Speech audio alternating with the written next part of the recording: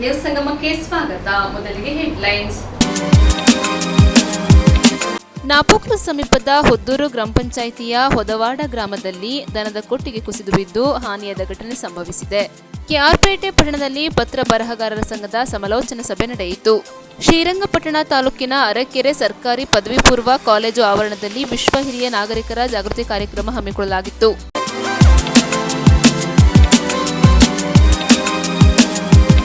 ವಾಹನಕ್ಕೆ ಸೈಡ್ ಕೊಡುವ ಸಂದರ್ಭ ಭಾರಿ ಮಳೆಯಿಂದಾಗಿ ರಸ್ತೆ ಅಂಚಿಗೆ ಸೇರಿದ ಲಾರಿ ಜೀವಾಪಾಯದಿಂದ ಪಾರಾದ ಘಟನೆ ಮಡಿಕೇರಿಯ ಕೂಟಹೊಳೆ ರಸ್ತೆಯಲ್ಲಿ. ವಾಹನಕ್ಕೆ ಸೈಡ್ ಕೊಡುವ ಸಂದರ್ಭ ಭಾರಿ ಮಳೆಯಿಂದಾಗಿ ರಸ್ತೆ ಅಂಚಿಗೆ ಸರಿದ ಲಾರಿ ಜೀವೋಪಾಯದಿಂದ ಪಾರಾದ ಘಟನೆ ಮಡಿಕೇರಿಯ ಕೂಟುಹೊಳೆ ರಸ್ತೆಯ ಭಗವತಿ ನಗರದಲ್ಲಿ ಜರುಗಿದೆ. ಕುಶಾಲನಗರದಿಂದ ಜಲ್ಲಿ ಸಾಗಾಟ ಮಾಡುತ್ತಿದ್ದ ಲಾರಿ ಗಾಳಿಬೀಡು ಕೂಟುಹೊಳೆ ಕಡೆಗೆ ಸಂಚರಿಸುತ್ತಿತ್ತು. ಈ ಸಂದರ್ಭ ಮಡಿಕೇರಿ ಎಫ್ಎಂಸಿ ಕಾಲೇಜು ಸಮೀಪ ಭಗವತಿ ನಗರದ ಕೂಡ ರಸ್ತೆಯಲ್ಲಿ ಎದುರುಗಡೆಯಿಂದ ಬಂದ ವಾಹನಕ್ಕೆ ಸೈಡ್ ಕೊಡುವ ಸಂದರ್ಭ ಜಲ್ಲಿ ತುಂಬಿದ ಲಾರಿ ರಸ್ತೆ ಅಂಚಿಗೆ ಸರಿದು ಅಪಾಯ ಮಟ್ಟಕ್ಕೆ ತಲುಪಿ ವಾಲಿ ನಿಂತಿದ್ದು, ಇದರಿಂದ ಲಾರಿಯಲ್ಲಿದ್ದವರು ಸ್ವಲ್ಪದರಲ್ಲೇ ಜೀವಾಪಾಯದಿಂದ ಪಾರಾಗಿದ್ದಾರೆ. ನ್ಯೂಸ್ ಸಂಗಮಕ್ಕಾಗಿ ದುಗ್ಗಳ ಸದಾನಂದ, ನಾಪೋಕ್ಲು. ವಾಹನಕ್ಕೆ ಸೈಡ್ ಕೊಡುವ ಸಂದರ್ಭ ಭಾರಿ ಮಳೆಯಿಂದಾಗಿ ರಸ್ತೆ ಅಂಚಿಗೆ ಸರಿದ ಲಾರಿ ಜೀವೋಪಾಯದಿಂದ ಪಾರಾದ ಘಟನೆ ಮಡಿಕೇರಿಯ ಕೂಟುಹೊಳೆ ರಸ್ತೆಯ ಭಗವತಿ ನಗರದಲ್ಲಿ ನಡೆದಿದೆ. ವೃತ್ತಿನಿರತ ಪತ್ರ ಬರಹಗಾರರ ಬದುಕು ಅತಂತ್ರವಾಗಿದೆ. ಹಿರಿದಾದ ವೃತ್ತಿ ಮಾಡುತ್ತಿರುವ ನಮಗೆ ಸೇವಾ ಭದ್ರತೆ ಇಲ್ಲ. ನಾಗರಿಕ ಜನಸ್ನೇಹಿಯಾಗಿರುವ ನಮಗೆ ವೃತ್ತಿ ಭದ್ರತೆ ಬೇಕು. ಆದ್ದರಿಂದ ನಮ್ಮ ಮನವಿಗಳನ್ನು ರಾಜ್ಯ ಸರ್ಕಾರವು ಮಾನವೀಯ ನೆಲೆಗಟ್ಟಿನ ಆಧಾರದ ಮೇಲೆ ಬಗೆಹರಿಸಿಕೊಡಬೇಕೆಂದು ಪತ್ರ ಬರಹಗಾರರ ಒಕ್ಕೂಟದ ರಾಜ್ಯ ಸಂಚಾಲಕ ಪ್ರಕಾಶ್ ರಾಜರಸ್ ಆಗ್ರಹಿಸಿದರು. ಕೆಆರ್ಪೇಟೆ ಪಟ್ಟಣದಲ್ಲಿ ನಡೆದ ಪತ್ರ ಬರಹಗಾರರ ಸಂಘದ ಸಮಾಲೋಚನಾ ಸಭೆಯಲ್ಲಿ ಭಾಗವಹಿಸಿ ಮಾತನಾಡಿದರು. ಕಾನೂನುಬದ್ಧವಾಗಿ ಜನಸ್ನೇಹಿಯಾಗಿ ಕರ್ತವ್ಯ ನಿರ್ವಹಿಸುತ್ತಿರುವ ಪತ್ರ ಬರಹಗಾರರ ಬದುಕು ಇಂದು ಆನ್ಲೈನ್ ಎಂಬ ಪಿಡುಗಿನಿಂದ ಸಂಕಷ್ಟಕ್ಕೆ ಸಿಲುಕಿದೆ. ನಮ್ಮ ಕೆಲಸಕ್ಕೆ ಸೇವಾ ಭದ್ರತೆ ಇಲ್ಲ. ರಾಜ್ಯ ಸರ್ಕಾರವು ನಮ್ಮ ಸಂವಿಧಾನಬದ್ಧವಾದ ಬೇಡಿಕೆಗಳಿಗೆ ಮಾನವೀಯ ನೆಲೆಗಟ್ಟಿನ ಆಧಾರದ ಮೇಲೆ ಪ್ರಾಮಾಣಿಕ ಸ್ಪಂದನೆ ಮಾಡದಿರುವುದರಿಂದ ರಾಜ್ಯಾದ್ಯಂತ ಜನಸ್ನೇಹಿಯಾಗಿ ಕೆಲಸ ಮಾಡುತ್ತಿರುವ ಪತ್ರ ಬರಹಗಾರರಾದ ನಾವು ಬೀದಿಗೆ ಬೀಳಬೇಕಾದ ಪರಿಸ್ಥಿತಿ ನಿರ್ಮಾಣವಾಗಿದೆ ಎಂದು ಆತಂಕ ವ್ಯಕ್ತಪಡಿಸಿದರು. ಪತ್ರ ಬರಹಗಾರರ ರಾಜ್ಯ ಒಕ್ಕೂಟದ ಪದಾಧಿಕಾರಿಗಳಾದ ನರಸಿಂಹಮೂರ್ತಿ, ಲೋಕೇಶ್ ಟಿ ನರಸೀಪುರ ಮಾತನಾಡಿ ಪತ್ರ ಬರಹಗಾರರಲ್ಲಿ ಅರಿವಿನ ಜಾಗೃತಿ ಮೂಡಿಸಿದರು. ಸಮಾಲೋಚನಾ ಸಭೆಯಲ್ಲಿ ಪತ್ರ ಬರಹಗಾರರ ಸಂಘದ ತಾಲೂಕು ಘಟಕದ ಗೌರವಾಧ್ಯಕ್ಷರಾದ ಕೆಸಿ ವೆಂಕಟರಾಮು, ಅಧ್ಯಕ್ಷರಾದ ಶಿವಲಿಂಗೇಗೌಡ, ಉಪಾಧ್ಯಕ್ಷರಾದ ಕೆಎಸ್ ನಾಗರಾಜು, ಕಾರ್ಯದರ್ಶಿ ಹರೀಶ್ ಕುಮಾರ್, ಪದಾಧಿಕಾರಿಗಳಾದ ಮುರುಗೇಶ್, ಶಂಕರ್ನಾಗ್, ನರಸಿಂಹಮೂರ್ತಿ, ಮಹದೇವಸ್ವಾಮಿ, ಸಾವಿತ್ರಿ ಹೆಗಡೆ, ಮಂಜುನಾಥ್, ಹರೀಶ್ ಕುಮಾರ್, ಸಣ್ಣಸ್ವಾಮಿ, ಮೆಳ್ಳಳ್ಳಿ, ಮಹದೇವು, ಶ್ರೀನಿವಾಸ ಮೂರ್ತಿ ಮತ್ತಿತರರು ಉಪಸ್ಥಿತರಿದ್ದರು. ಇನ್ನು 16 ಜನ ಇದ್ದಾರೆ. ಇದೆಲ್ಲ ಸೇರಿದ ಲಕ್ಷಾಂತರ ಜನ ಆಗ್ತಾರೆ. ನೀವು ಅನ್ಯಾಯ ನಮ್ಮ ಹೊಟ್ಟೆ ಮೇಲೆ ಹೊಡಿಬೇಡಿ. ನಮಗೆ ಬೇರೆ ಆಲ್ಟರ್ನೇಟ್ ಮಾಡಿ. ಈಗ ಸರ್ಕಾರ ಮಾಡುವಂಥ ಬದಲಾವಣೆ ಮಾಡಿಬಿಡಿ ಅಂತ ಹೇಳೋಕ್ಕಾಗಲ್ಲ. ಅದು ಸರ್ಕಾರಿ ಅವರು ಏನು ಕಾಲಕ್ಕೆ ಬದಲಾವಣೆ ಮಾಡಬೇಕು. AS ಆಫೀಸರ್ಸು KS ಆಫೀಸರ್ ಏನು ಹೇಳ್ತಾರೆ ಅದನ್ನು ಮಾಡ್ತಾರೆ ಅವರು. ನೀವು ಸರ್ಕಾರದ ಏನೋ ಬದಲಾವಣೆ ಮಾಡಿ ನಮ್ಮ ಅಸ್ತಿತ್ವನ ಉಳಿಸ್ಕೊಡಿ. ನಮ್ಮ ಅಸ್ತಿತ್ವ ಉಳ್ಕೋಬೇಕಾದ್ರೆ ನಾವೇನು ಮಾಡಬೇಕು? ಹೋರಾಟ ಮಾಡೋದಕ್ಕಿಂತ ಮುಂಚೆ ಈಗ ಪತ್ರ ಹೋಯ್ತು, ನಿಮಗೆ ಲೈಸೆನ್ಸ್ ಕೊಟ್ಟರು ಪತ್ರ ಬರೆಯೋಕ್ಕೆ. ಪತ್ರ ಹೋದ್ಮೇಲೆ ಏನು ಮಾಡೋದು? ಏನು ಉಳ್ಕೋಬೇಕು ನಿಮಗೆ? ಆದರೆ ಆನ್ಲೈನ್ ಅಪ್ಲೋಡ್ ಮಾಡೋಕ್ಕಂತೂ ಬೇಕಲೇಬೇಕಾ? ಅದಕ್ಕೆ ನಾವೇನು ಕೇಳಿದ್ವಿ ಸರ್ಕಾರಕ್ಕೆ, ಈಗೇನು ಸಿಟಿಜನ್ ಲಾಗಿನ್ ಅಂತ ಮಾಡಿದರೆ ಸಿಟಿಜನ್ ಲಾಗಿನ್ ಬೇಡ, ವೆಂಡರ್ ಲಾಗಿನ್ ಅಂತನೋ ಡಾಕ್ಯುಮೆಂಟರ್ ಲಾಗಿನ್ ಅಂತನೋ ಕೊಡಿ. ಇವತ್ತು ನಾವೇ ಕೆಲಸ ಮಾಡ್ತಿರೋದು, ಎಲ್ಲಿಂದನೋ ನಾವೇ ಮಾಡ್ತಿರೋದು, ನಾಳೆ ನಾವೇ ಮಾಡ್ಕೊಯ್ತೀವಿ. ನಮ್ಮ ಲಾಗಿನ್ ಅಂತಲೇ ಕೊಡಿ. ಈಗ ಆಲ್ರೆಡಿ ಆಂಧ್ರದಲ್ಲಿ ಕೊಟ್ಟಿದ್ದಾರೆ ವೆಂಡರ್ ಲಾಗಿನ್ ಅಂತ, ಕೇರಳದಲ್ಲಿ ಕೊಟ್ಟಿದ್ದಾರೆ. ಕರ್ನಾಟಕದಲ್ವೇ ಡಾಕ್ಯುಮೆಂಟರ್ಸ್ ಲಾಗಿನ್ ಅಂತಲೇ ಕೊಡಿ, ಸಿಟಿಜನ್ ಲಾಗಿನ್ ಬೇಡ ಅಂತ ನಾವು ಮನವಿ ಕೊಟ್ಟಿದ್ದೀವಿ. ಅದು ಕೊಟ್ಟರೆ ನಾವು ಉಳ್ಕೋತೀವಿ. ಯಾಕಂದರೆ ಈಗ ಸಿಟಿಜನ್ ಲಾಗಿನ್ ಮಾಡಿದ ಉದ್ದೇಶ ಏನು? ಅವರು ಸಿಟಿಜನ್ಸ್ ಎಲ್ಲ ಅವ್ರವ್ರ ಡಾಕ್ಯುಮೆಂಟ್ ಅವರೇ ಮಾಡ್ಕೊಳ್ಳಿ ಅನ್ನೋ ಉದ್ದೇಶಕ್ಕೆ ಮಾಡಿದ್ದಾರೆ. ಯಾರು ಮಾಡ್ತಾ ಇದ್ದಾರೆ? ಸಿಟಿಜನ್ಸು ಒಬ್ಬರು ಮಾಡ್ಕೊತಾ ಇಲ್ಲ. ಅಲ್ಲಿ ಅವ್ರೇನು ಮಾಡ್ತಾರೆ, ನಮ್ಮ ಹತ್ರ ಬರ್ತಾ ಇದ್ರು. ಈಗ ಅಲ್ಲಿ ಇವ್ರುಗಳೇನು ಮಾಡ್ತಾರೆ, ಆನ್ಲೈನ್ ಸೆಂಟರ್ನವರು, ಅವರು ನಾವು ಮಾಡ್ತೀವಿ ಅನ್ನೋದು ಮಾಡ್ತವ್ರೆ. ಅವ್ರಿಗೆ ಆರ್ಟಿಕಲ್ ಗೊತ್ತಿಲ್ಲ, ಸಬ್ ಆರ್ಟಿಕಲ್ ಗೊತ್ತಿಲ್ಲ, ಸಬ್ ಆರ್ಟಿಕಲ್ ಗೊತ್ತಿಲ್ಲ, ಇನ್ನೊಂದು ಆರ್ಟಿಕಲ್ ಗೊತ್ತಿಲ್ಲ ಅವ್ರಿಗೆ. ಏನಾಗ್ತದೆ ಈಗ, ಹೆಂಗೋ ಮಗ್ಗಿ ನಡ್ಕೊ ಹೋಯ್ತದೆ. ಆದರೆ ಅವ್ರಿಗೆ ಬೇರೆ ಉದ್ಯೋಗಗಳವೆ. ಅವರ ಆನ್ಲೈನ್ ಸೆಂಟರ್ನವರು ಅವರು ನಾಳೆ ಒಂದು ಕ್ಯಾಸ್ಟ್ ಆರ್ ಮಾಡ್ತಾರೆ, ಇನ್ಕಮ್ ಆರ್ ಮಾಡ್ತಾರೆ, ರೇಷನ್ ಕಾರ್ಡ್ ಮಾಡ್ತಾರೆ, ಇನ್ನೊಂದು ಮಾಡ್ತಾರೆ. ನಾವೇನು ಮಾಡೋಣ? ನಮ್ಗೆ ಇದೊಂದೇ ಉದ್ಯೋಗ ಇರೋದು. ಹಾಗಾಗಿ ಇದನ್ನು ನಾವು ರಾಜ್ಯಕ್ಕೆ ಆಗಲಿ ಗಮನಕ್ಕೆ ತಂದಿದ್ದೀವಿ. ದಯಮಾಡಿ ನಮ್ಮನ್ನು ಉಳಿಸಿ, ಡಾಕ್ಯುಮೆಂಟ್ ರೈಟರ್ಸ್ನ ಇವನನ್ನು ಬೀದಿ ತರಬೇಡಿ, ಉಳಿಸಿ ಅಂತ ಮನವಿ ತಂದಿದ್ದೀವಿ. ಆದರೆ ಅದು ಮಾಡ್ತಾರೆ ಬಿಡ್ತಾರೆ ಗೊತ್ತಿಲ್ಲ. ಅಲ್ಲಿವರೆಗೂ ನಾವೇನು ಮಾಡಬೇಕು? ಮನವಿ ಕೊಟ್ಟಿರೋ ಮನೆ ಕೆಳಗರ್ತ ಖಂಡಿತ ಆಗಲ್ಲ. ನಾವು ಅಲ್ಲಿವರೆಗೆ ನಾವು ಸಂಘಟನೆ ಆಗಬೇಕು. ಸಂಘಟನೆ ಆಗ್ಬಿಟ್ಟು ನಮ್ಮ ಜಿಲ್ಲೆ ಒಳಗೆ ತಾಲೂಕಿನೊಳಗೆ ಸಂಘಟನೆ ಮಾಡ್ಕೊಂಡ್ರೆ ನಾಳೆ ಏನಾರು ತಪ್ಪಿ ಸರ್ಕಾರ ನಮ್ಮ ಕಡೆ ಗಮನ ಹರಿಸಲಿಲ್ಲ ಅಂದ್ರೆ ನಾವೆಲ್ಲ ಹೋರಾಟ ಮಾಡಬೇಕಾಗ್ತದೆ, ಬೀದಿಗಿಳಿಬೇಕಾಗ್ತದೆ. ಸರ್ವ ಸಮಾಜದವರು ಒಳಗೊಂಡಂಥ ವೃತ್ತಿ ನಿಲಯ ತಲ್ಲೀನರಾಗಿರ್ತಕ್ಕಂಥವರು ಕರ್ನಾಟಕ ರಾಜ್ಯದಲ್ಲಿ ಪತ್ರ ಬರಹಗಾರರು. ಈ ಪತ್ರ ಬರಹಗಾರರ ವೃತ್ತಿ ತುಂಬ ಹಿರಿದಾದದ್ದು. ಇದಕ್ಕೆ ಇತಿಹಾಸ ಇದೆ, ಕಾನೂನು ಸಮ್ಮತ ಇದೆ ಮತ್ತು ನಾಗರಿಕ ಸ್ನೇಹಿಗಳಾಗಿ ಮತ್ತು ಕಾನೂನು ನೀತಿ ನಿಯಮಗಳಿಗೆ ಬದ್ಧತೆಯಿಂದ ಇಡೀ ಕರ್ನಾಟಕದಾದ್ಯಂತ ನಾವು ಕರ್ತವ್ಯಗಳನ್ನ ನಿರ್ವಹಿಸ್ತಾ ಇದ್ದೇವೆ. ಮತ್ತು ನಮ್ಮ ಮುಂದಿನದಲ್ಲಿ ಕರ್ನಾಟಕದಾದ್ಯಂತ ನಾವು ಅತಿ ಹೆಚ್ಚು ಕರ್ನಾಟಕದಾದ್ಯಂತ ಎಲ್ಲ ತಾಲೂಕು ಕಚೇರಿಗಳಲ್ಲಿ, ಉಪನೋಂದಣಿ ಕಚೇರಿಗಳ ವ್ಯಾಪ್ತಿಗಳಲ್ಲಿ ನಾವು ಬರವಣಿಗೆಗಳನ್ನ ಕೆಲಸಗಳನ್ನ ಮಾಡ್ತಾ ಇದ್ದೇವೆ.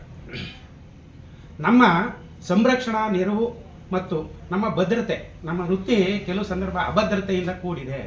ನಮಗೆ ನಿಶ್ಚಿತವಾದ ಬದುಕು ಕಾಣ್ತಿಲ್ಲ. ನಮ್ಮ ಭದ್ರತೆಗೋಸ್ಕರವಾಗಿ ಅಸೆಂಬ್ಲಾಗಿ ಜನ ಸರ್ಕಾರಗಳಿಗೆ ನಮ್ಮ ಮನವಿ, ನಮ್ಮ ವೃತ್ತಿ ಹಿನ್ನೆಲೆ ನಾವು ಕಾನೂನು ಸಮ್ಮತದಲ್ಲಿ ಇರೋದರಿಂದ ನಮ್ಮನ್ನು ಭದ್ರಗೊಳಿಸಿ ನಮಗೆ ಅಗತ್ಯ ನೆರವುಗಳನ್ನ ಕಲ್ಪಿಸ್ಕೊಡಿ ಅಂತೇಳಿ ಗೌರವಪೂರ್ವಕವಾದ ಮನವಿಗಳನ್ನ ಜಿಲ್ಲಾ ಮತ್ತು ಪ್ರಾದೇಶಿಕ ಮಟ್ಟದ ಸಮಾವೇಶಗಳನ್ನ ಮಾಡಿ ಹಂತವಾಗಿ ಕೊನೆಯದಾಗಿ ರಾಜ್ಯ ಮಟ್ಟದಲ್ಲಿ ರಾಜ್ಯದ ಒಕ್ಕೂಟದ ಮುಖಾಂತರವಾಗಿ ರಾಜ್ಯದ ಕೇಂದ್ರ ಕಾರ್ಯಕಾರಿ ಸಮಿತಿಯ ಮತ್ತು ಕರ್ನಾಟಕದ ಉದ್ದಗಲಕ್ಕೂ ಇರತಕ್ಕಂಥ ಎಲ್ಲ ಬರಹಗಾರರು ಒಂದೆಡೆ ಸೇರಿ ಸಮಾವೇಶವನ್ನು ಮಾಡಿ ಈ ಒಂದು ಬರಹಗಾರ ಏನು ಇತಿಹಾಸ ಇದೆ ಆ ಇತಿಹಾಸಕ್ಕೆ ಭದ್ರವನ್ನು ಮಾಡಿಕೊಡ್ಬೇಕು ಅಂತೇಳಿ ನಾವು ಸರ್ಕಾರವನ್ನು ಮನವಿ ಮಾಡಬೇಕು ಅಂತೇಳಿದು ನಮ್ಮ ಉದ್ದೇಶ ಆಗಿ ಈಗ ಕರ್ನಾಟಕದಾದ್ಯಂತ ಪ್ರವಾಸ ಮಾಡಿ ನಾವು ಸಂಘಟನೆಯನ್ನು ಮಾಡ್ತಾ ಇದ್ದೀವಿ ಅಂತ ಹೇಳೋದಕ್ಕೆ ಬಯಸ್ತೇವೆ.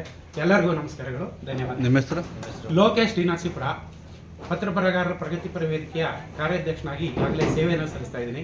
ಈಗ ರಾಜ್ಯ ಒಕ್ಕೂಟಕ್ಕೆ ನಾವೆಲ್ಲ ವಿಲೀನರಾಗಿ ಕೆಲಸವನ್ನು ಮಾಡ್ತಾ ಇದ್ದೀವಿ. ಅಲ್ಲಿನ ಆದೇಶದ ಮೇಲೆ ನಮಗೆ ಇವರುಗಳೆಲ್ಲ ಬಂದಿದ್ದಾರೆ. ನಾವು ಇವರ ಸಂಪೂರ್ಣ ಇದಕ್ಕೆ ನಮ್ಮ KR ಪೇಟೆ ತಾಲೂಕು ಪತ್ರ ಬರಹಗಾರರ ಸಂಘದಿಂದ ಸಂಪೂರ್ಣ ಬೆಂಬಲವನ್ನು ಕೊಟ್ಟು ಅವರು ಯಾವುದೇ ರೀತಿ ಸಲಹೆ ಸೂಚನೆ ಕೊಟ್ಟರೆ ಅದಕ್ಕೆ ನಾವು ನಡೆದುಕೊಂಡು ಹೋಗೋಕ್ಕೆ ಬದ್ಧರಾಗಿದ್ದೀವಿ ಅಂತ ನಾವು ಈ ಸಮಯದಲ್ಲಿ ಹೇಳಕ್ಕೆ. ನ್ಯೂಸ್ ಸಂಗಮಕ್ಕಾಗಿ doctor KR Neelakantha, KR Pete. Napoklu ಸಮೀಪದ ಹೊದ್ದೂರು ಗ್ರಾಮ ಪಂಚಾಯಿತಿಯ ಹೊದವಾಡ ಗ್ರಾಮದಲ್ಲಿ ದನದ ಕೊಟ್ಟಿಗೆ ಕುಸಿದು ಬಿದ್ದು ಹಾನಿಯಾದ ಘಟನೆ ಸಂಭವಿಸಿದೆ. ನಾಪೋಕ್ಲು ಸಮೀಪದ ಹೊದ್ದೂರು ಗ್ರಾಮ ಪಂಚಾಯಿತಿಯ ಹೊದವಾಡ ಗ್ರಾಮದಲ್ಲಿ ದನದ ಕೊಟ್ಟಿಗೆ ಕುಸಿದು ಬಿದ್ದು ಹಾನಿಯಾದ ಘಟನೆ ಸಂಭವಿಸಿದೆ. ಹೊದ್ದೂರು ಗ್ರಾಮ ಪಂಚಾಯಿತಿ ಹೊದವಾಡ ಗ್ರಾಮದ ನಿವಾಸಿ BB ಧರ್ಮಪ್ಪ ಎಂಬುವರ ದನದ ಕೊಟ್ಟಿಗೆ ಮಳೆಗಾಳಿಗೆ ಕುಸಿದು ಬಿದ್ದು ನಷ್ಟ ಸಂಭವಿಸಿದೆ. ಕೊಟ್ಟಿಗೆಯಲ್ಲಿದ್ದ ಜಾನುವಾರುಗಳಿಗೆ ಸಣ್ಣಪುಟ್ಟ ಗಾಯಗಳಾಗಿದ್ದು ವಿಷಯ ತಿಳಿದ ಕೂಡಲೇ ಮನೆಯವರು ಜಾನುವಾರುಗಳನ್ನು ರಕ್ಷಿಸಿದ್ದಾರೆ.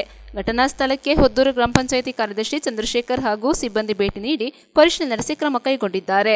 ನ್ಯೂಸ್ ಸಂಗಮಕ್ಕಾಗಿ ದುಗ್ಗಳ ಸದಾನಂದ, ನಾಪೋಕ್ಲು. ಮಂಡ್ಯ ಜಿಲ್ಲೆ ಶ್ರೀರಂಗಪಟ್ಟಣ ತಾಲೂಕಿನ ಅರಕೆರೆ ಸರ್ಕಾರಿ ಪದವಿ ಪೂರ್ವ ಕಾಲೇಜು ಆವರಣದಲ್ಲಿ ವಿಶ್ವ ಹಿರಿಯ ನಾಗರಿಕರ ಜಾಗೃತಿ ದಿನಾಚರಣೆ ಕಾರ್ಯಕ್ರಮ ಹಮ್ಮಿಕೊಳ್ಳಲಾಗಿತ್ತು.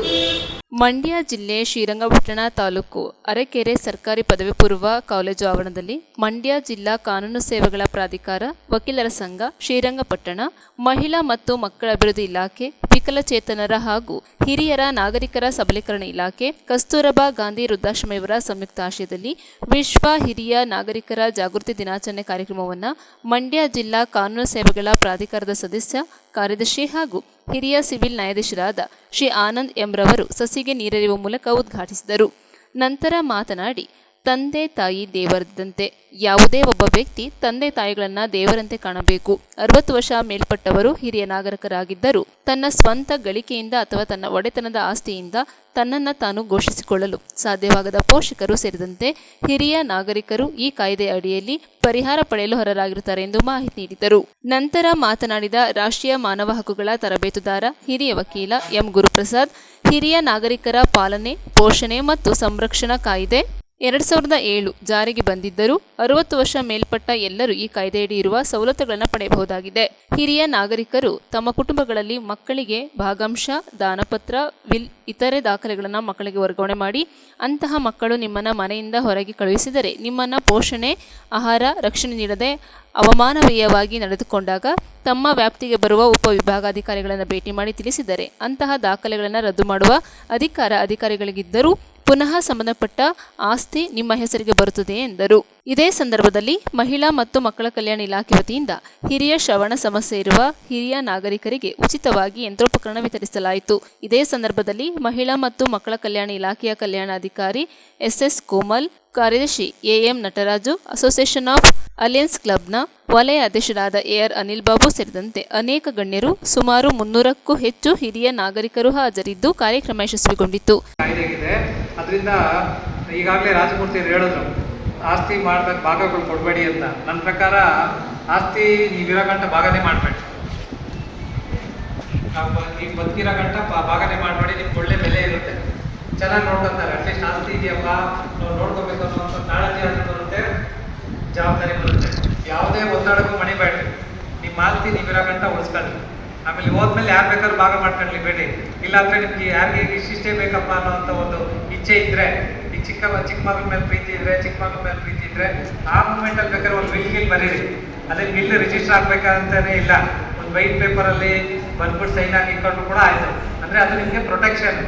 ಈಗ ನೀವು ಆಸ್ತಿ ಎಲ್ಲ ಮಕ್ಕಳು ಕೊಟ್ಬಿಟ್ಟು ಕಡೆಗಾಲದಲ್ಲಿ ನಮ್ಮ ಮಕ್ಕಳು ನಾವು ನೋಡ್ಕೊಳ್ತಾ ಇಲ್ಲ ಅನ್ನೋ ದೂರ ಬದಲು ನಿಮ್ಮ ಆಸ್ತಿ ನೀವೇ ಉಳಿಸ್ಕೊಳ್ರಿ, ನೀವು ಕಷ್ಟ ಬಿದ್ದು ಮಾಡಿರೋಂಥ ಆಸ್ತಿ.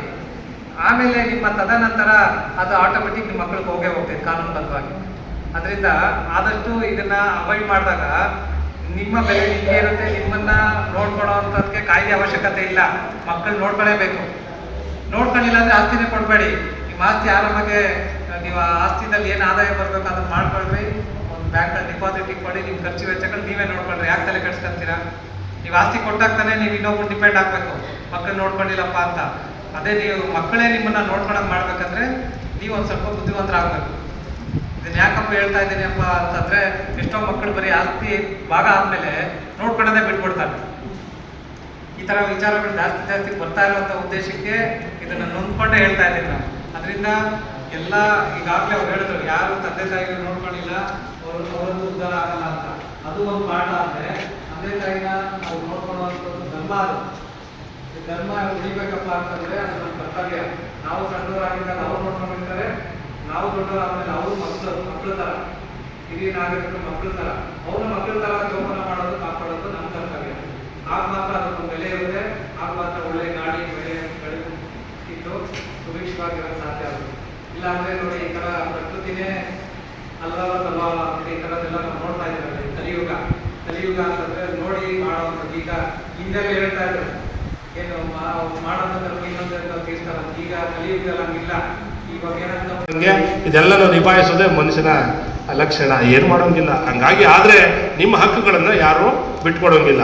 ಯಾಕೆಂದರೆ ಈಗ ಹೇಳತ್ತು, ಈಗ ಮಕ್ಕಳು ಯಾರು ಬಸ್ಸಲ್ಲಿ ಕೂತಿದ್ರೆ ಯಾರು ಪಕ್ಕದವ್ರು ಬಂದವ್ರು ಹೇಳ್ತಾರೆ, ಮಕ್ಕಳೇ ಹೇಳೋಣ ದೊಡ್ಡವ್ರು ಕೂತ್ಕೋಬೇಕು ಅಂತ ಹೇಳ್ತಾರೆ. ಆದರೆ ಮಕ್ಕಳು ಹೇಳೋದಿಲ್ಲ, ಯಾಕೆಂದರೆ ನನಗೆ ಹಕ್ಕಿಲ್ವಾ ಬಸ್ಸಲ್ಲಿ ಕೂತ್ಕೊಳ್ಳೋಕೆ ಆಫ್ ಸೀಟು ಅಂತ ಹೇಳ್ತಾರೆ ಅಲ್ವಾ. ವಯಸ್ಸಾದವ್ರು ಇರೋ ಮಾನವೀಯತೆಯನ್ನು ಬಿಡ್ಬೋದು, ಮಂಡಿ ಪಾಪ ಹಿಡ್ಕೊಂಡು ಕೂತ್ಕೊಳ್ಳಿ ಅಂತ. ಆದರೆ ಹಕ್ಕನ್ನು ಕೇಳೋಕೆ ಹೋದ್ರೂ ಮಕ್ಕಳೇ ಬಿಡೋದಿಲ್ಲ ಇವತ್ತು ಬಸ್ಸಲ್ಲಿ. ಹಂಗಾಗಿ ಮಕ್ಕಳ ಹಕ್ಕುಗಳು ಇದೆ. ಹಂಗಾಗಿ ಹಿರಿಯರ ಪಾಲನೆ ಪೋಷಣೆ ಅಂತಕ್ಕಂಥದ್ದು ಭಾಳ ವಿಶೇಷವಾದಂಥ ಕಾನೂನು. ಇದರಲ್ಲಿ ಸಾಕಷ್ಟು ಕಾನೂನುಗಳಿದೆ. ಈಗ ಪೋಷಣೆ ಭತ್ಯೆ ಅಂತಕ್ಕಂಥದ್ದು, ನಿಮ್ಮಲ್ಲಿ ಯಾರು ಹಿರಿಯ ನಾಗರಿಕರು ಮನೆಯಿಂದ ಮಕ್ಕಳು ಹೊರಗಡೆ ಹಾಕಿದ್ರೆ ಅಂಥ ಸಂದರ್ಭದಲ್ಲಿ ಮಹಿಳಾ ಮತ್ತು ಮಕ್ಕಳ ಕಲ್ಯಾಣ ಇಲಾಖೆ ಸಂಬಂಧಪಟ್ಟ ನಿಮ್ಮ ತಾಲೂಕಿನಲ್ಲಿ ಅಥವಾ ಅಂಗನವಾಡಿನಲ್ಲಿ ಅವ್ರಿಗೆ ಹೇಳಿದ್ರೆ ಅವ್ರು ಕರ್ಕೊಂಡೋಗಿ ನಿಮ್ಮನ್ನ ಒಂದು ವೃದ್ಧಾಶ್ರಮಕ್ಕೆ, ನಿಮ್ಮ ವಸತಿ ಸೌಕರ್ಯವನ್ನು ಎಲ್ಲೋ ರೋಡಲ್ಲಿ ಮಲಿಕೊಳ್ಳೋಕ್ಕಾಗೋದಿಲ್ಲ, ಸಂಬಂಧಿಕರ ಮನೆಗೆ ಹೋಗೋಕ್ಕಾಗೋದಿಲ್ಲ ಅಲ್ವಾ. ಹಂಗಾಗಿ ನಿಮಗೆ ಭಾಳ ವಿಶೇಷವಾದಂಥ ಸರ್ಕಾರದ ಡ್ಯಾಮಿಟ್ರಿ ಏನು ವೃದ್ಧಾಶ್ರಮಗಳಿದೆ ಅಲ್ಲಿಗೆ ಕರ್ಕೊಂಡೋಗಿ ನಿಮ್ಮನ್ನು ಅಲ್ಲಿ ಸೇರಿಸ್ತಕ್ಕಂಥದ್ದು. ನಿಮಗೆ ಸೌಕರ್ಯ ಬೇಕಾಗಿರ್ತಕ್ಕಂಥ ಬಟ್ಟೆ ಆಗ್ಬೋದು, ಏನು ಪ್ರತಿಯೊಂದು ಅವಶ್ಯಕತೆ, ಏನು ಸೋಪ್ ಆಗ್ಬೋದು, ಬ್ರಷ್ ಆಗ್ಬೋದು, ಅವಶ್ಯಕತೆ ಇರ್ತಕ್ಕಂಥ ಎಲ್ಲ ಸವಲತ್ತುಗಳನ್ನ ಕೊಡ್ತಕ್ಕಂಥದ್ದು. ದಿನದ 3 ಸಮಯ ಹೊಟ್ಟೆ ತುಂಬ ನಿಮಗೆ ಊಟವನ್ನು ಕೊಡ್ತಕ್ಕಂಥದ್ದು. ಹಾಗೆ ನಿಮಗೆ ಅಲ್ಲಿ ಲೈಬ್ರರಿನ ವ್ಯವಸ್ಥೆ ಮಾಡ್ತಕ್ಕಂಥದ್ದು, ಟಿ ವಿಯನ್ನು ಕೊಡ್ತಕ್ಕಂಥದ್ದು. ಅಲ್ಲಿ ನಿಮ್ಗೇನಾದ್ರು ಕಾನೂನು ಬಗ್ಗೆ ತೊಡಕಿದ್ರೆ ಅಲ್ಲಿ ಸರ್ಕಾರದ ಉಚಿತವಾಗಿ ನಮ್ಮ ಕಾನೂನು ಸೇವೆಗಳ ಪ್ರಾಧಿಕಾರದಿಂದ ನಿಮ್ಗೆ ವಕೀಲರನ್ನ ಸೇವೆಯನ್ನು ಕೊಡ್ತಕ್ಕಂಥದ್ದು. ಇದನ್ನೆಲ್ಲ ಸಂಬಂಧಪಟ್ಟಂಥ ಮಹಿಳಾ ಮತ್ತು ಕಲ್ಯಾಣ ಇಲಾಖೆ ವತಿಯಿಂದ ನಿಮಗೆ ಹಿರಿಯ ನಾಗರಿಕರಿಗೆ ಈ ಥರದ ಯಾರಿಗಾರು ತೊಂದರೆ ಇದ್ದರೆ ಅಲ್ಲಿಗೆ ಅವರು ಸವಲತ್ತನ್ನು ಕೊಡುವಂಥ ಕೆಲಸವನ್ನು ಮಾಡಿದ್ದಾರೆ.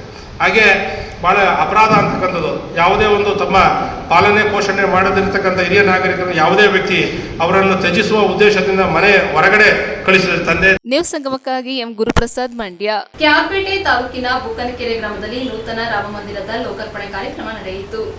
ಕೆಆರ್ಪೇಟೆ ತಾಲೂಕಿನ ಬೂಕನಕೆರೆ ಗ್ರಾಮದಲ್ಲಿ ಭಕ್ತಿಯ ಭಾವಭರಿತ ವಾತಾವರಣದಲ್ಲಿ ನೂತನ ರಾಮಮಂದಿರದ ಲೋಕಾರ್ಪಣಾ ಕಾರ್ಯಕ್ರಮವು ಭವ್ಯವಾಗಿ ಜರುಗಿತು. ಈ ಪವಿತ್ರ ಕಾರ್ಯಕ್ರಮಕ್ಕೆ ವಿವಿಧ ಮಠಾಧೀಶರು ತಮ್ಮ ಸಾನ್ನಿಧ್ಯ ಹಾಗೂ ಆಶೀರ್ವಚನಗಳ ಮೂಲಕ ಧಾರ್ಮಿಕ ಶಕ್ತಿ ತುಂಬಿದರು. ಬೆಂಗಳೂರು ಕೆಂಗೇರಿಯ ವಿಶ್ವ ಒಕ್ಕಲಿಗರ ಮಹಾಸಂಸ್ಥಾನ ಮಠದ ಪರಮ ಪೂಜ್ಯ ಜಗದ್ಗುರು ಶ್ರೀ ನಿಶ್ಚಲಾನಂದನಾಥ ಸ್ವಾಮೀಜಿ, ಬೇಬಿ ಬೆಟ್ಟದ ರಾಮಯೋಗೇಶ್ವರ ಶ್ರೀ ಶಿವಬಸವ ಸ್ವಾಮೀಜಿ, ಕಾಪನಹಳ್ಳಿ ಗವಿಮಠದ ಶ್ರೀ ಸ್ವತಂತ್ರ ಚನ್ನವೀರಯ್ಯ ಸ್ವಾಮೀಜಿಗಳು ಈ ಮಹತ್ವದ ಸಮಾರಂಭದಲ್ಲಿ ಭಾಗವಹಿಸಿ ತಮ್ಮ ಆಶೀರ್ವಚನಗಳ ಮೂಲಕ ಭಕ್ತರನ್ನು ಪಾವನಗೊಳಿಸಿದರು. ಸ್ವಾಮೀಜಿಗಳು ತಮ್ಮ ಉಪನ್ಯಾಸಗಳಲ್ಲಿ ಧರ್ಮ, ಶ್ರದ್ಧೆ, ಸಾಂಸ್ಕೃತಿಕ ಮೌಲ್ಯಗಳು ಹಾಗೂ ಯುವ ಪೀಳಿಗೆಗೆ ಭಕ್ತಿಯ ಮಹತ್ವದ ಬಗ್ಗೆ ಸುಂದರವಾಗಿ ವಿವರಿಸಿದರು. ದೇವಾಲಯ ಮಾತ್ರ ಕಟ್ಟಡವಲ್ಲ, ಅದು ಸಮುದಾಯದ ಆಧ್ಯಾತ್ಮಿಕ ತಾಣವಾಗಿರಬೇಕು ಎಂಬ ಸಂದೇಶವನ್ನ ನಿಶ್ಚಲಾನಂದನಾಥ ಸ್ವಾಮೀಜಿ ಹರಡಿದರು. ಕಾರ್ಯಕ್ರಮದಲ್ಲಿ ನೂರಾರು ಭಕ್ತರು, ಗ್ರಾಮಸ್ಥರು, ಆಚಾರ್ಯರು, ಮಹಿಳೆಯರು ಹಾಗೂ ಮಕ್ಕಳ ಉಪಸ್ಥಿತಿ ಕಂಡುಬಂತು. ಶ್ರೀರಾಮದೇವರ ಮೂರ್ತಿಯ ಪ್ರಾಣ ಪ್ರತಿಷ್ಠಾಪನೆ ನಂತರ ವಿಶೇಷ ಪೂಜೆ, ಶ್ರೀರಾಮನ ಭಜನೆ, ಕೀರ್ತನೆಗಳು ಹಾಗೂ ಆರತಿ ಶಾಸ್ತ್ರ ನಡೆಯಿತು. ನಂತರ ಅನ್ನ ಸಂತರ್ಪಣೆ ಏರ್ಪಡಿಸಲಾಗಿತ್ತು. ಇದೇ ಸಂದರ್ಭದಲ್ಲಿ ತಾಲೂಕು ಪಂಚಾಯಿತಿ ಮಾಜಿ ಅಧ್ಯಕ್ಷರಾದ ಬೀಜಾವರಾಯಿಗೌಡ, ಸದಸ್ಯೆ ಶ್ರೀಮತಿ ಮೀನಾಕ್ಷಿ ಪುಟ್ಟರಾಜು, ಕೃಷ್ಣೇಗೌಡ, ಬೂಕನಕೆರೆ ಗ್ರಾಮ ಪಂಚಾಯಿತಿ ಅಧ್ಯಕ್ಷರಾದ ಶ್ಯಾಮ್ ಪ್ರಸಾದ್, ಕೆಡಿಪಿ ಸದಸ್ಯ ಮಲ್ಲಿಕಾರ್ಜುನ್, ವಿಎಸ್ಎಸ್ಎನ್ ಅಧ್ಯಕ್ಷ ಪ್ರಕಾಶ್, ಹಾಲು ಉತ್ಪಾದಕರ ಸಹಕಾರ ಸಂಘದ ಅಧ್ಯಕ್ಷರಾದ ಬೂಕನಕೆರೆ ನಾಗೇಶ್, ಬೂಕನಕೆರೆ ಯಜಮಾನರಾದ ಮೊಳ್ಳೆಗೌಡರು, ಬೂಕನಕೆರೆ ಗ್ರಾಮಸ್ಥರು ಹಾಗೂ ಸುತ್ತಮುತ್ತಲ ಗ್ರಾಮಸ್ಥರು ಸೇರಿದಂತೆ ಸಾವಿರಾರು ಜನರು ಉಪಸ್ಥಿತರಿದ್ದರು. ನನಗವರು ಅಷ್ಟೇ ಪರಿಚಯ ಇರಲಿಲ್ಲ, ಇತ್ತೀಚೆಗೆ ಅಷ್ಟೇ ಪರಿಚಯ ಆಗಿತ್ತು. ಅವ್ರ ಮಾತುಗಳೆಲ್ಲ ಕೇಳಿಸ್ಕೊಂಡಿದ್ವಿ. ಎಷ್ಟು ಯಾವುದೇ ಏನು ಫಿಲ್ಟರ್ ಮಾಡೋದು, ನಾಟಕ ಮಾಡೋದಿಲ್ಲ ಅವತ್ತು. ಇವತ್ತು ಒಂದು ಒಳ್ಳೆಯ ಕೈಂಕರ್ಯಕ್ಕೆ ಅವರು ಕೈ ಹಾಕಿದ್ರಿಂದ ನಮ್ಮ ಹಿರಿಯರು ತಾಲೂಕು ಪಂಚಾಯತ್ ಅಧ್ಯಕ್ಷರಾಗಿ ಸ್ಪೀಕರ್ ಕೃಷ್ಣ ಅವರು ಅಂದರೆ ನಮಗೊಂದು ಆದರ್ಶ, ಇವತ್ತು ಕೂಡ ಆದರ್ಶ. ಅವರು ಅವರ ಒಡನಾಡಿಯಾಗಿ, ಅವರ ಸ್ನೇಹಿತರಾಗಿ ಅವತ್ತಿನಲ್ಲೂ ಕೂಡ ಇವತ್ತಿನ ತನಕ ಒಂದಷ್ಟು ಸಜ್ಜನಿಕೆಯ ವ್ಯಕ್ತಿತ್ವ ಇಟ್ಕೊಂಡು ಅವತ್ತು ಪ್ರಧಾನರಾದಾಗ ಇಲ್ಲೊಂದು ಸೈಟನ್ನು ಕಾದಿರಿಸಿದ್ದೆ. ಹೇಗಿದೆ ಕಾಕತಾಳೀಯ, ಅಲ್ಲಿ ರಾಮಮಂದಿರ ಕಟ್ಟಲಿಕ್ಕೆ ಎಷ್ಟು ಕಷ್ಟಪಟ್ಟರು, ಹಾಗೆ ಇಲ್ಲಿ ರಾಮಮಂದಿರಕ್ಕೆ ಅವರು ಪ್ರಧಾನರಾಗಿದ್ದಾಗ ಈ ನಿವೇಶನ ಕಾಯ್ದಿರಿಸಿದ್ರು. ಇವತ್ತು ಹಿರಿಯಾಗಿ ಒಂದು ಲೋಕಾರ್ಪಣೆ ಆಗ್ತಾ ಇದೆ ಶ್ರೀರಾಮ ಮಂದಿರ. ನಮ್ಮ ಜವಾಯಿಗಳು ಏನೋ ದೇವರ ಒಂದು ಸೂಚನೆ ಇರುತ್ತೆ, ಇವತ್ತು ನೀವು ಮಾಡಿದ್ರು ಒಂದೇ ಒಂದು ದಿವಸ ನೀವು ಗೊತ್ತಿದ್ದರೆ ಇನ್ನೊಬ್ರು ಯಾರು ಬರ್ತಾರೆ, ಇನ್ನೊಂದು ಜನ ಬರ್ತಾರೆ, ಇನ್ನೊಂದು ಕಾರ್ಯ ಆಗುತ್ತೆ. ಜವಾಯಿಗಳಿದ್ದಾರೆ, ಹಾಗೆ ನಮ್ಮ ಡಾಕ್ಟರ್ಗಳು ಕೂಡ ಇದ್ದಾರೆ. ಅವರೆಲ್ಲರೂ ಕೂಡ ನಮಗೆ ಕೆಲಸ ಮಾಡುವಂಥವ್ರು ಹಿಂದೆ ಪುರಾತನ ಡಾಕ್ಟರ್ ವೆಂಕಟೇಶ್ ಅವರು, ಶ್ರೀನಿವಾಸ್ ಅವರು, ಡಾಕ್ಟರ್ ನರಸಿಂಹರಾಜ್ ಅವರು, ಮತ್ತು ಊರಿನ ಮುಖಂಡರು ರಾಮೇಗೌಡರು, ಹಾಗೆ ವಿಶೇಷವಾಗಿ ನಮ್ಮ ಈ ಭಾಗದ ನಮ್ಮ ಹಿರಿಯರು, ಪ್ರಗತಿಪರ ರೈತರು, ಸಾವಯವ ರೈತರು, ಸುದ್ದಿಗೌಡರು, ಮತ್ತು ಶ್ರೀರಾಮ ದೇವರ ಮಂದಿರದ ಸಮಿತಿ ಎಲ್ಲ ಸದಸ್ಯರು, ಹಾಗೂ ನಾನು ಪ್ರಕಾಶ್ ಬಗ್ಗೆ ಹೇಳಬೇಕು ಅಂದರೆ ನಮ್ಮ ವಿಎಸ್ಎಸ್ಎನ್ ಅಧ್ಯಕ್ಷರು.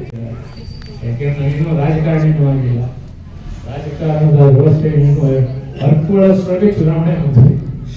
ಅದರಿಂದ ಬಂಧುಗಳೇ, ನಾವು ನಮ್ಮ ಬೀದಿಯ ಜನ, ನಮ್ಮ ಯಜಮಾನರು, ನಮ್ಮ ಮಳೆಗಳು ಹುಟ್ಟೋದ ಒಂದು 10 ವರ್ಷದಿಂದ ನಾನು ಯಾವಾಗ ಸಿಕ್ಕಿದ್ರು ಮಗ ರಾಮಮಂದಿರ ಮಾಡು, ಮಗ ರಾಮಮಂದಿರ. ಅದಕ್ಕೆ ಅವರು ಒಂದು ಮಾತು ಹೇಳಿದ್ದೆ, ನೀವು ಜೀವಂತ ಇರೋಷ್ಟೊಳಗೆ ರಾಮಮಂದಿರ ಮುಗಿಸ್ಕೊಟ್ಟು ಧೈರ್ಯವಾಗಿರೋಣ ಅಂತ. ಅದರಿಂದ ಎಲ್ಲರ ಸಹಕಾರದಿಂದ ನಮ್ಮ ಶಿವಣ್ಣವರು ಜಾಸ್ತಿ ಉಪರಾಜಣ್ಣ ಅವರೆಲ್ಲ ತುಂಬಾ ಶ್ರಮ ಪಟ್ಟಿದ್ದಾರೆ. ನಾರಾಯಣ ಎಲ್ಲ ಅವರೆಲ್ಲ ಒಂದ್ಸುತ್ತ ನಮ್ಮ ಗುರುಗಳಿಂದ ನಾವು ಆಶೀರ್ವಾದನ ಪಡೆಯಬೇಕಾದ್ರಿಂದ ಜಾಸ್ತಿ ಮಾತಾಡೋದು ಸೂಕ್ತ ಅಲ್ಲ ಅಂತ ತಿಳಿಸಿ ನನ್ನನ್ನು ಈ ಕಾರ್ಯಕ್ರಮಕ್ಕೆ ಕರೆಸಿದಂತ ನನ್ನ ಅಣ್ಣ ತಮ್ಮಂದಿರು, ನಾವೆಲ್ಲ ಜೊತೆಲೇ ಬೆಳೆದವರು ಗುರುಗಳು ಇದೆ ನಮ್ಮ ಪಕ್ಕ. ಅದರಿಂದ ಎಲ್ಲರಿಗೂ ಒಂದ್ಸುತ್ತ ನಾನು ಮಾತು ಮುಗಿಸ್ತೀನಿ. ಜೈ ಹಿಂದ್, ಜೈ ಕರ್ನಾಟಕ, ಜೈ ಶ್ರೀರಾಮ್. ನ್ಯೂಸ್ ಸಂಗಮಕ್ಕಾಗಿ ಡಾಕ್ಟರ್ ಕೆಆರ್ ನೀಲಕಂಠ, ಕೆಆರ್ಪೇಟೆ. ಕೊನೆಯಲ್ಲಿ ಮತ್ತೊಮ್ಮೆ ಹೆಡ್ಲೈನ್ಸ್. ನಾಪೋಕ್ಲು ಸಮೀಪದ ಹೊದ್ದೂರು ಗ್ರಾಮ ಪಂಚಾಯಿತಿಯ ಹೊದವಾಡ ಗ್ರಾಮದಲ್ಲಿ ದನದ ಕೊಟ್ಟಿಗೆ ಕುಸಿದು ಬಿದ್ದು ಹಾನಿಯಾದ ಘಟನೆ ಸಂಭವಿಸಿದೆ. ಕೆಆರ್ಪೇಟೆ ಪಟ್ಟಣದಲ್ಲಿ ಪತ್ರ ಬರಹಗಾರರ ಸಂಘದ ಸಮಾಲೋಚನಾ ಸಭೆ ನಡೆಯಿತು. ಶ್ರೀರಂಗಪಟ್ಟಣ ತಾಲೂಕಿನ ಅರಕೆರೆ ಸರ್ಕಾರಿ ಪದವಿ ಪೂರ್ವ ಕಾಲೇಜು ಆವರಣದಲ್ಲಿ ವಿಶ್ವ ಹಿರಿಯ ನಾಗರಿಕರ ಜಾಗೃತಿ ಕಾರ್ಯಕ್ರಮ ಹಮ್ಮಿಕೊಳ್ಳಲಾಗಿತ್ತು.